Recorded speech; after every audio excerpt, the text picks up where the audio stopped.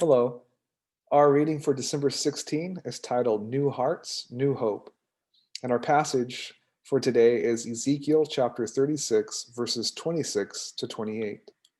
This passage reads, I will take away your stubborn heart and give you a new heart and a desire to be faithful. You will have only pure thoughts, because I will put my spirit in you and make you eager to obey my laws and teachings. You will once again live in the land I gave your ancestors. You will be my people, and I will be your God. Like Isaiah, other prophets warned God's people that he would punish their idolatry through terrible attacks from foreign nations if they did not repent. Everything God warned his people about through the prophets happened. The nations of Assyria and Babylon invaded the land with brutal attacks. Many of God's people were carried away to be slaves in these foreign lands. Things seemed rather hopeless. The temple where God had once lived among his people was burned down. The city of Jerusalem was in ruins. No king from David's family was ruling on the throne. Many of God's people were far from home, separated from each other and their land. Years before God had given his people the law written on tablets of stone, they had promised to obey it, but had failed miserably. God's people had rejected his word and worshiped idols. God had given them many chances to return to him and obey, but they could never do it because they didn't want God.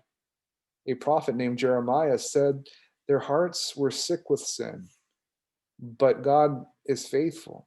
He is faithful to keep his promises even when his people are unfaithful.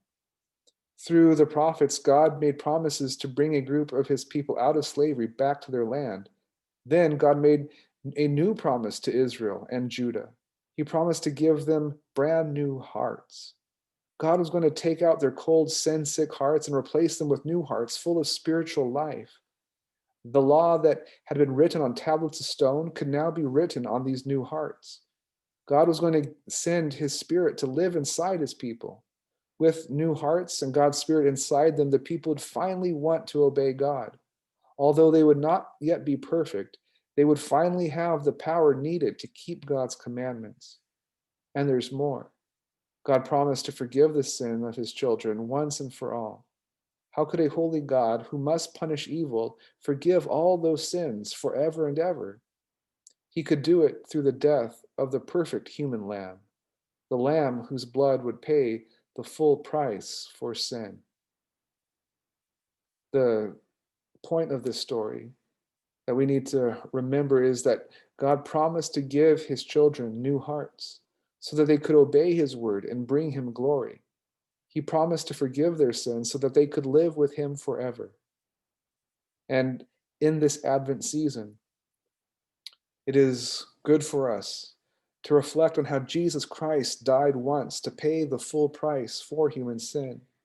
Because his blood was shed, God forgives his children and gives them brand new hearts.